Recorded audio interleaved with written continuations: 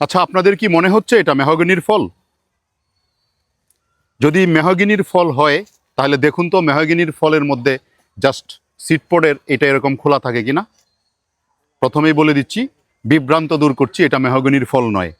আর আমার হাতে যে পাখা সদৃশ্য পাখাওয়ালা যে বীজগুলি দেখতে পাচ্ছেন, এটাকে দেখতে অনেকটা মেহগনির মতো মনে হয়, কিন্তু যারা একটু অভিজ্ঞ আছেন তারা দেখে সত্যি বুঝে গেছেন এটা হচ্ছে বুদ্ধ নারকেল বা টেরিগুটা এলাটার বীজ।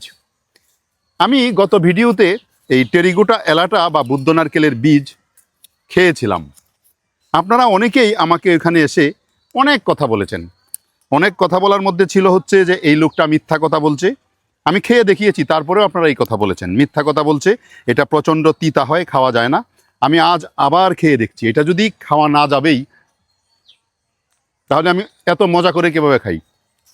এই বুদ্ধ নারকেলের যে বাদাম, এটা যদি তিতা হতো তাহলে কি খাওয়া যেত? দেখুন, এই যে আমি ছিলে রেখেছি, খাচ্ছি। এটা অপ্রচলিত একটি বাদাম, খেতে বেশ সুস্বাদু, তবে বেশি খাওয়া যাবে না।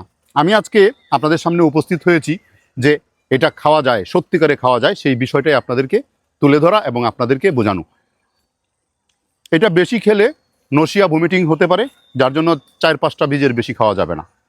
নাম্বার 1, এটা যদি খান নিয়মিত 2-3টা বীজ, তাহলে ব্যাড কোলেস্টেরল অর্থাৎ এলডিএল লো ডেনসিটি লাইপোপ্রোটিন কমিয়ে দিবে এবং good cholesterol HDL high density lipoprotein বাড়িয়ে দিবে।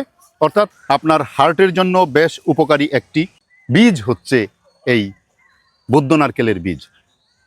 যদি কখনো সুযোগ হয় খেয়ে দেখবেন, খেয়ে দেখে তারপরে কথা বলবেন কতটুকু স্বাদ ছিল, কতটুকু খেতে ভালো লেগেছে, কমেন্ট করে অবশ্যই জানাবেন। বুদ্ধ নারকেল বা টেরিগুটা এলাটা মালবেসি পরিবারের বহুবর্ষজীবী বড় আকারের বৃক্ষ, যার আদিনিবাস মূলত বাংলাদেশ, ভারত, মিয়ানমার সহ দক্ষিণ পূর্ব এশিয়ার ক্রান্তীয় অঞ্চল। এই উদ্ভিদটি আমাদের একান্তই নিজস্ব একটি উদ্ভিদ। দেখেন কত বিশাল আকার একটি বৃক্ষ।